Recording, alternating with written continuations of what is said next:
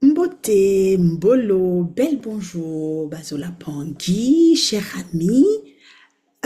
Bonjour, bonsoir, hein, ça dépend de l'heure à laquelle vous allez écouter cette émission. C'est toujours un plaisir pour moi de me présenter devant vous et de partager donc quelques idées ou quelques pistes de réflexion. Aussi, je voudrais demander, en tout cas, à, à la source divine, à nos bakoulous, nos ancêtres, nos guides, de nous assister afin d'avoir la parole juste, la pensée juste, et qu'au sortir de ces échanges, nous soyons tous remplis les uns par les autres. Alors, le sujet qui nous réunit ce midi, c'est quoi ces trous noirs sur notre corps? Alors, vous allez me dire, où est-ce qu'elle va encore chercher ça, maman Zéba? Est-ce que nous avons des trous noirs sur notre corps? Moi, je ne vois pas de trous noirs sur mon corps. Mais si, mais si, mais si, les banquiers, nous avons des trous noirs sur notre corps. Et on parle de vortex. Les trous noirs, ce sont des vortex. Et nous en avons sur notre corps. Alors, c'est quoi un vortex? Un vortex est un mouvement en spirale qui attire tout vers son centre. Un vortex, c'est un mouvement qui tourne, mais qui attire, qui absorbe tout vers son centre. Alors, on peut parler également de tourbillons, mais on observe des vortex et des tourbillons partout dans le monde. On peut voir ça dans les tourbillons des rivières, dans les tourbillons. On a également des tornades ou des tourbillons de vent. On a également certains phénomènes volcaniques.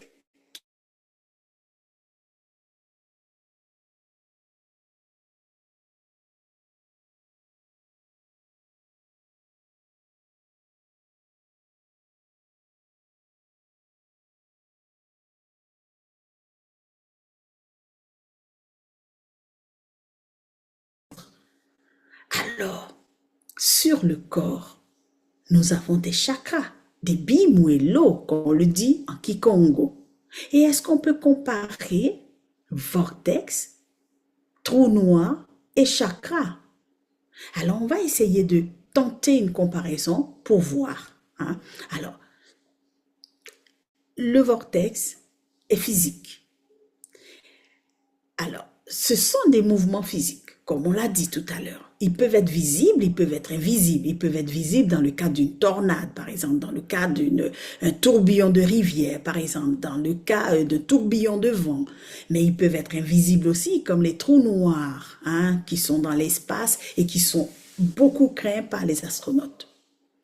Alors, les chakras ou bimuelo, dans les traditions, dans beaucoup de traditions, que ce soit dans la tradition Congo, dans la tradition yoga ou bouddhiste, les bimuelos sont des centres énergétiques. Ils sont des centres d'énergie subtile, situés le long du corps. Nous disons, les bimuelos sont situés le long du corps humain. Ils sont souvent décrits comme des roues, alors qu'on voit bien que dans la définition que l'on donne au vortex, c'est mouvement spiralé. Ils doivent être en spirale, donc ils tournent.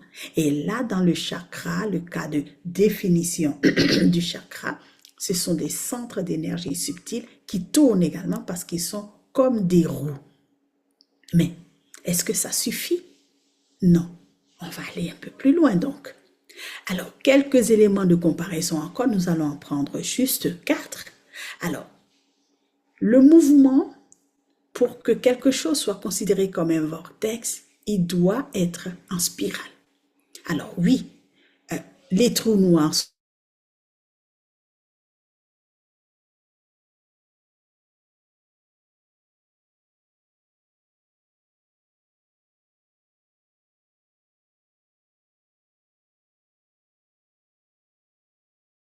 et tout va dans leur centre.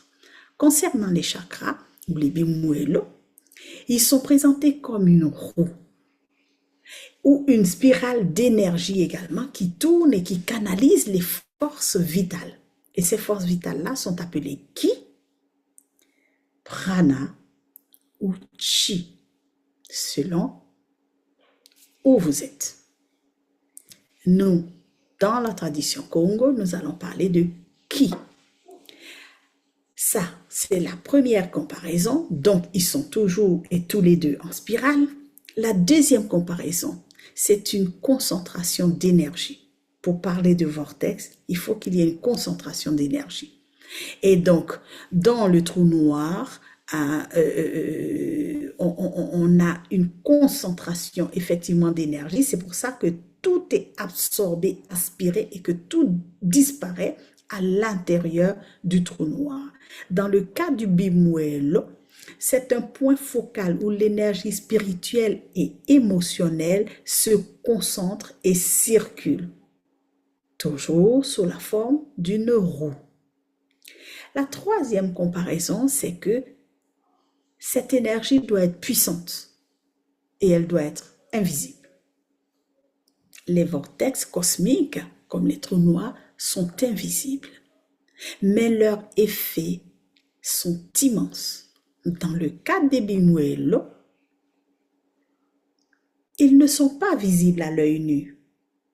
Ils ne sont pas visibles à l'œil nu, mais leur influence sur notre corps et notre esprit est considérablement élevée. On a également le fait que ça doit être des portes ou des passages. Les vortex sont parfois vus comme des portes, des gates, entre différentes dimensions ou entre différents états de la matière. Les bimuelo, les chakras, sont perçus comme des portes entre le corps physique et les dimensions subtiles de l'être, c'est-à-dire les dimensions émotionnelles, l'esprit, l'âme. Donc, à la lueur de ces quatre comparaisons,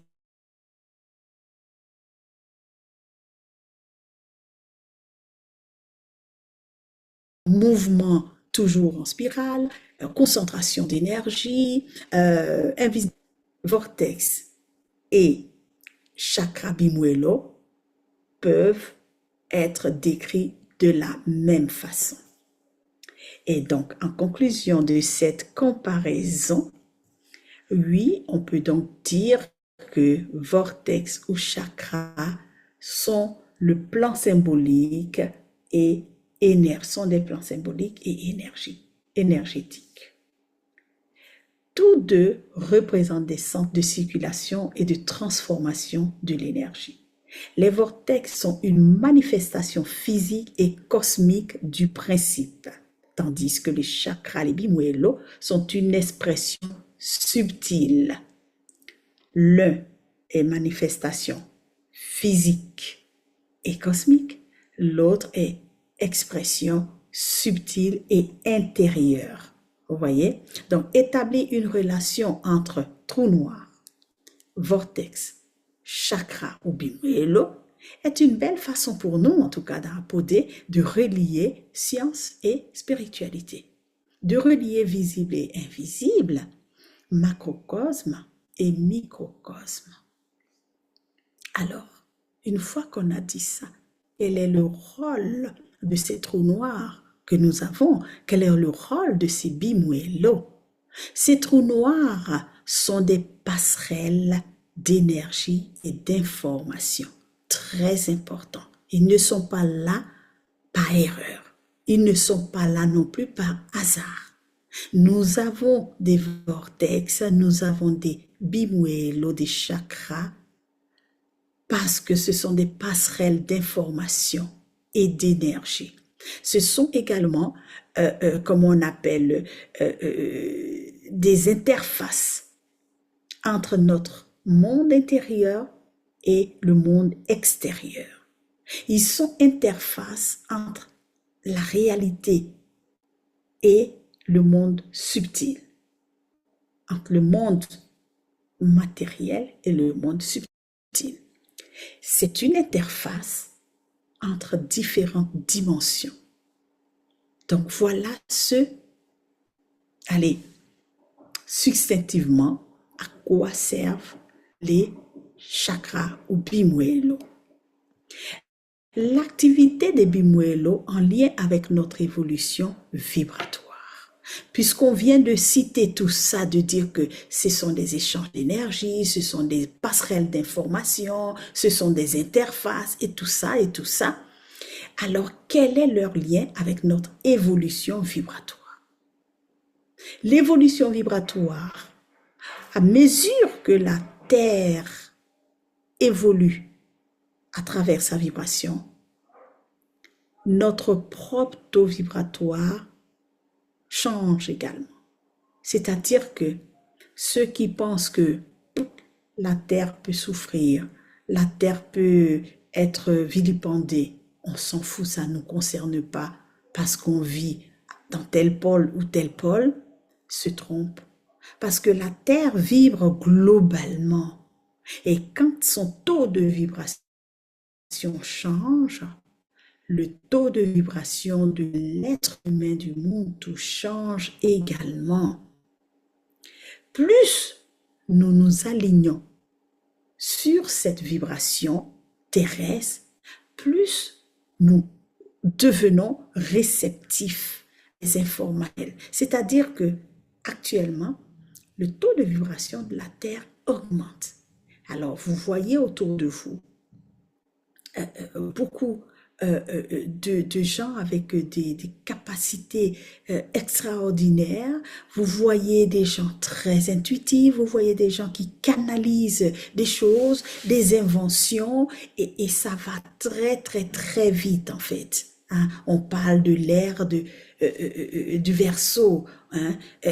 Où ce qui est caché est révélé. C'est le taux de vibration de la Terre qui augmente, et plus ce taux augmente, plus nos facultés, nos capacités augmentent également. L'être humain est une entité énergétique, c'est-à-dire que vous et moi sommes de l'énergie pure. Et puisque le Muntu est avant tout un être énergétique qui évolue dans un univers énergétique, c'est-à-dire que nous sommes énergie au sein d'une énergie. Un peu comme si on disait, nous sommes une goutte d'eau dans l'océan. Donc nous sommes le tout dans le tout. La goutte d'eau représente toutes les facultés, les capacités de l'océan, mais l'océan est là. Donc voilà, cette image-là, c'est vraiment ça. Donc nous sommes énergie dans un océan d'énergie. Le cosmos, l'univers est énergie. La matière, y compris notre corps, est un enchevêtrement d'ondes et de vibrations. C'est-à-dire que la machine physique que nous avons, notre corps humain, là, le corps physique, c'est de la vibration. Ce qui donne sa force et sa vitalité à chacun de nous, ce qui fait que nous sommes vigoureux, c'est l'information que nous recevons et que nous transmettons. Car tout est interconnecté. Nous sommes dans l'univers vibratoire, énergétique, nous sommes énergie, nous avons des passerelles entre les mondes, et donc ce qui va faire la puissance et la différence entre les uns et les autres, c'est l'information que nous captons et que nous transmettons. La puissance donc de nos vortex, de nos trous noirs, qui sont, on l'a vu, des passages d'échange. Alors, cette connexion de fluide dit, lorsque il y a une bonne circulation d'énergie, c'est l'harmonie. Nous sommes en santé. Il y a 10 fonctions. Lorsqu'il y a 10 harmonies, les énergies intérieures et extérieures ne circulent plus, ne correspondent plus et créent tout d'un coup un blocage. C'est comme s'il y avait un bouchon, un bouchon. L'eau qui doit partir ne part pas, l'eau qui arrive continue à arriver, ça stagne et là, ça ne va pas. Alors, les influences sur notre énergie vitale. Notre bien-être est influencé par divers facteurs environnementaux qui peuvent être le réseau de vortex, parce que oui, on a vu qu'il y avait un grand nombre de vortex autour de nous dans la nature. Donc, oui, notre vitalité est influencée par ce réseau de vortex. Les champs électromagnétiques influencent également notre vitalité. La montée vibratoire de la Terre, elle influence notre vitalité. La géobiologie influence notre vitalité. Et à ce propos, on se rend bien compte que depuis le mois de février, déjà, hein, en tout cas, nous sommes entrés vraiment dans cette année 2025 avec une cadence bien rythmée. Donc, avec tout ce qu'il y a comme éclipse, éclipse solaire, éclipse lunaire, lune rouge, pleine lune, c'est un alignement des planètes. Nous sommes en plein bombardement d'énergie, en tout cas, qui viennent de la Lune, surtout actuellement, où nous parlons aujourd'hui, 21 mars, nous sommes en plein bombardement d'énergie lunaire. Rappelons que la Lune a une grosse influence sur la Terre, sur les océans, sur nos comportements humains et sur les différents règnes. Et ces éléments agissent sur notre équilibre énergétique car tout est interconnecté. Rappelons-nous, nous sommes une goutte d'eau dans l'océan. S'il y a des remous, la goutte d'eau est ballottée comme l'océan. Voilà. Et donc, comment conclure en fait cette petite capsule qui nous avons des trous noirs sur notre corps. En effet, on avait dit tout à l'heure qu'ils ne sont pas visibles, mais vous pouvez les sentir. Et ils sont d'une importance capitale.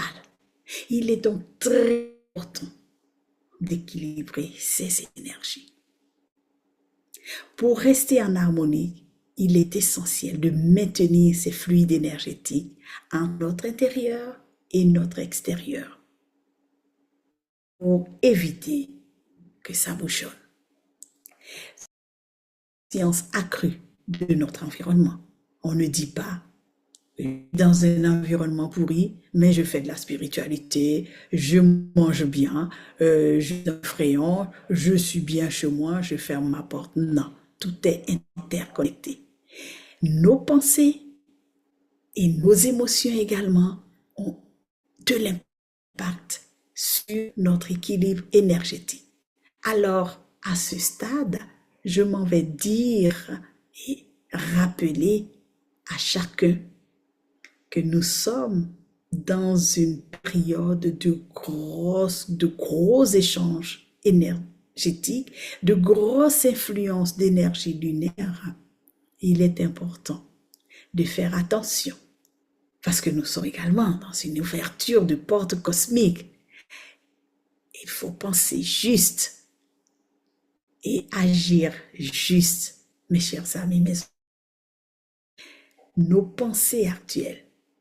Nous devons faire un peu attention. Nous devons éviter d'avoir des pensées qui vibrent trop bas.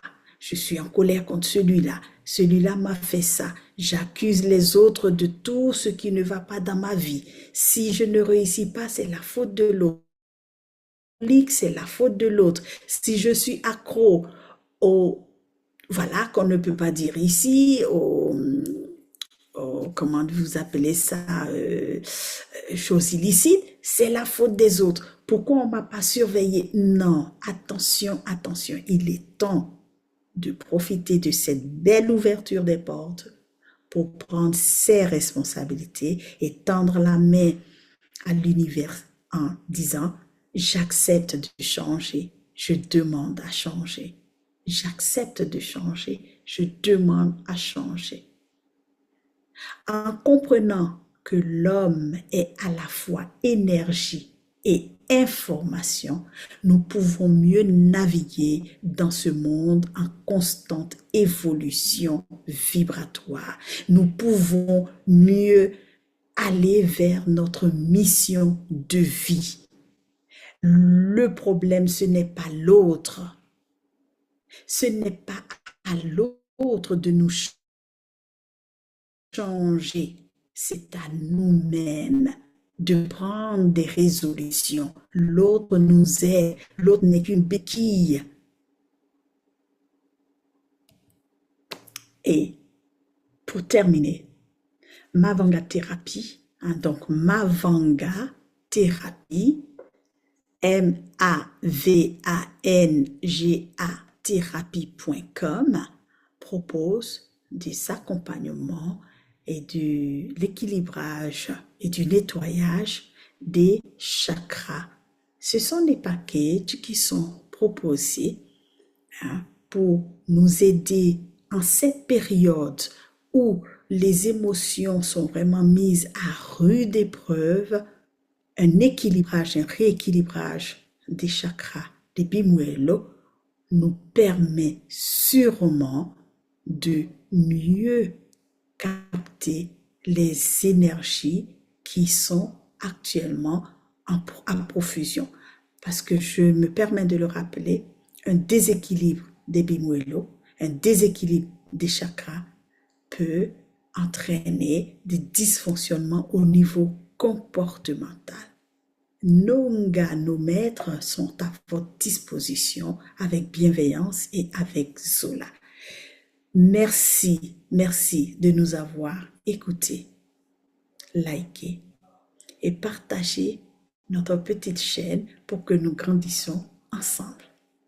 Zola à vous et à très vite. M'attends.